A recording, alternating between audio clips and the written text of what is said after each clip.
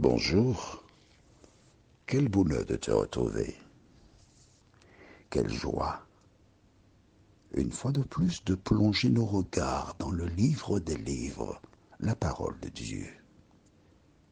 C'est elle qui nous éclaire, qui nous conduit dans le chemin du salut. Quel bonheur de savoir que des femmes et des hommes avant nous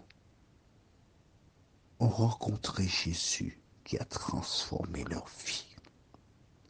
C'est seulement lorsque nous contemplons le Sauveur, quand nous prenons le temps chaque jour pour méditer sur sa parole, si seulement chaque jour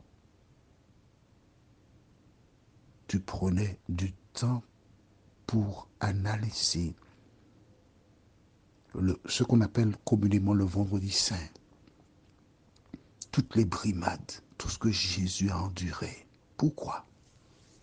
Afin que toi et moi, nous puissions un jour laisser ce monde et demeurer sur une nouvelle terre où la justice habitera.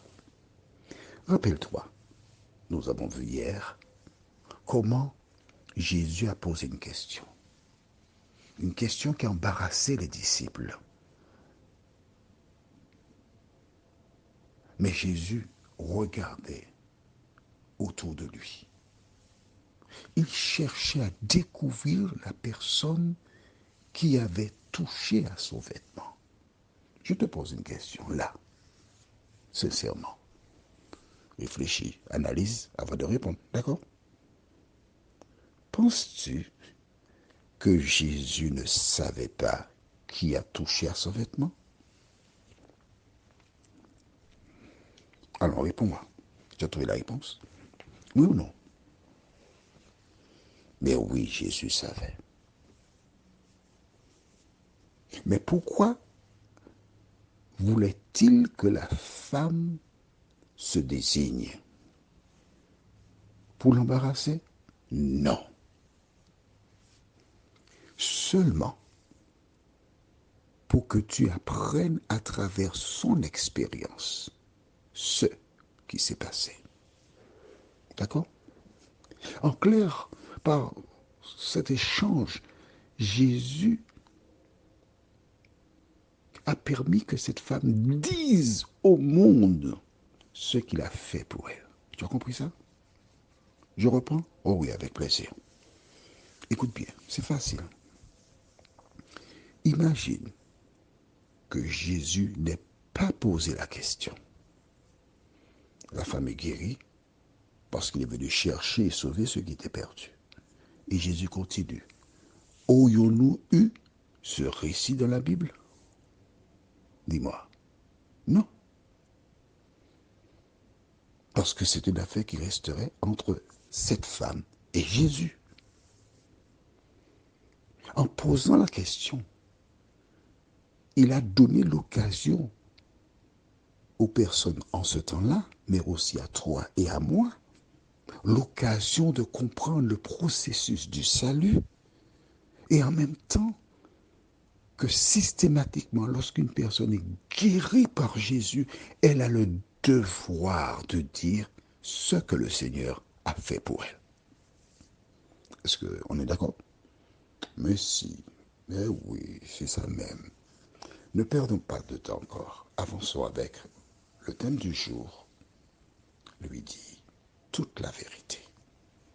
Prions. Notre Seigneur, notre Dieu, merci de nous aider à comprendre la parole. Car au moins aujourd'hui encore, plusieurs personnes ont compris des éléments de ce texte que jusque-là, on n'avait pas touché du doigt. Maintenant, Seigneur, alors que nous allons voir la suite, que le Saint-Esprit continue encore de nous éclairer, afin que nous puissions bien intégrer la parole. Au nom de Jésus, pour ta gloire éternelle. Amen. Nous lisons au livre de Marc chapitre 5, verset 33. Alors pour comprendre, je vais lire verset 32. Et il regardait autour de lui pour voir celle qui avait fait cela.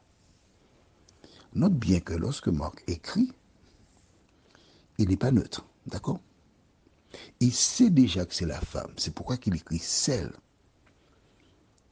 Mais jusqu'à ce qu'elle se manifeste, il devait écrire celui qui avait fait cela. Mais il connaît déjà que c'est la femme. Donc on sait que c'est une femme. Et Jésus regardait, il attendait. Mais cette femme qui s'est dit, si je peux toucher le vêtement, elle était brave, parce qu'il fallait être brave, hein, pour affronter la foule et arriver jusqu'à Jésus. Elle n'avait pas un esprit de timidité. Des personnes qui acceptent Jésus n'ont pas un esprit de timidité. Car lorsque Jésus est en toi, c'est comme un feu qui dévore. Tu ne peux pas garder le silence tandis que tu es enflammé. C'est pas possible. Tu es obligé de crier au secours, au feu, au feu, au feu. Alors le verset du jour, verset 33 déclare, la femme effrayée et tremblante. Pourquoi est-elle effrayée et tremblante? Parce qu'elle ne pensait pas que Jésus aurait su. Elle pensait, bon, j'ai touché à Jésus, je suis guéri, la feuille dans le sac, c'est bon, c'est fini. Mais quand Jésus dit, qui a touché à mon vêtement? Oh, elle sursaute. Waouh! Elle a déjà oublié qu'elle est guérie. Hein? Elle est effrayée. Et elle tremble maintenant, sachant ce qui s'était passé en elle, vint se jeter à ses pieds. Amen. Tu te rappelles de Jairus? Qu'a-t-il fait? Dis-moi. On garde le même chapitre? D'accord. Ok. Et on lit au verset 22. Alors vint un des chefs de la synagogue, nommé Jairus, qui l'ayant aperçu, se jeta à ses pieds. Waouh! Et cette femme fait exactement comme Jairus. Elle se jette aux pieds de Jésus. Et toi, est-ce que tu t'es déjà jeté aux pieds de Jésus? Celui qui a dit, venez à moi, vous tous qui êtes fatigués, chargés, et je vous donnerai du repos. Le simple fait de se jeter aux pieds de Jésus, c'était la manière de jeter son fardeau aux pieds de ce sauveur magnifique. Elle se jette à ses pieds, comme Jairus. Et la Bible déclare et lui dit toute la vérité. Oui, j'ai été voir le docteur X. La visite m'a coûté 32 euros. J'ai été voir un spécialiste, 73 euros. Et elle commença à raconter à Jésus tout ce qu'elle avait fait et comment elle avait échoué. Tout. Et elle achève en disant, alors je me suis dit que si seulement je peux toucher le bord du vêtement, je serai guéri.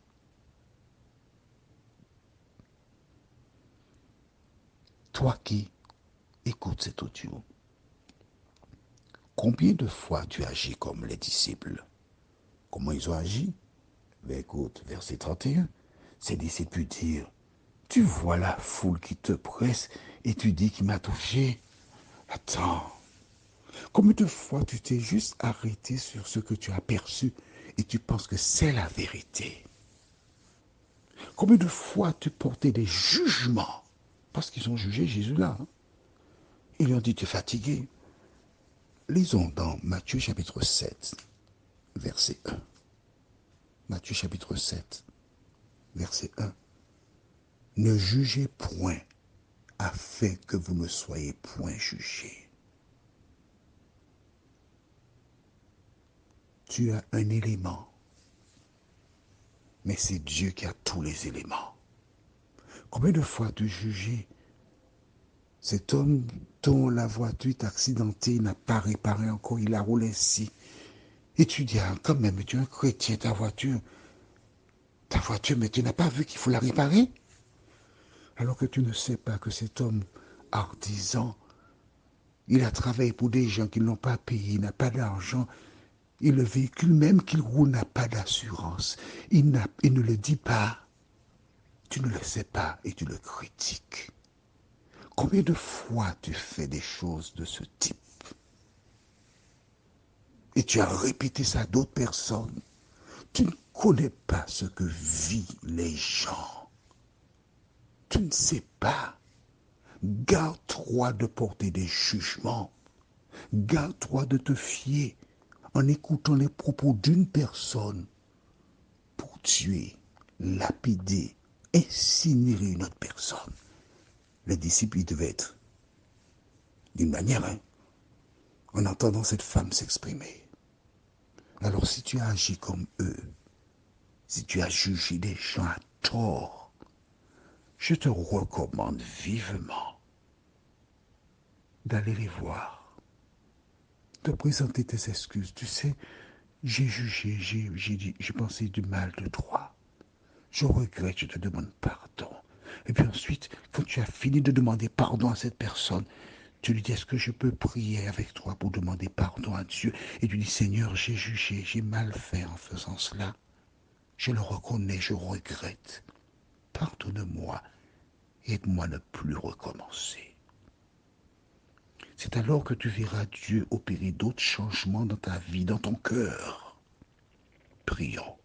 Seigneur, oui, tous nous succombons à un moment donné à différentes tentations. Mais nous te remercions parce que tu nous permets dans le temps de nous relever. Tu nous permets dans le temps d'entendre ta voix. Tu nous permets dans le temps de te suivre. Merci Seigneur pour la parole. Merci de nous garder dans toutes nos épreuves. Au nom de Jésus. Amen. Je te souhaite une bonne journée sous le regard de Dieu.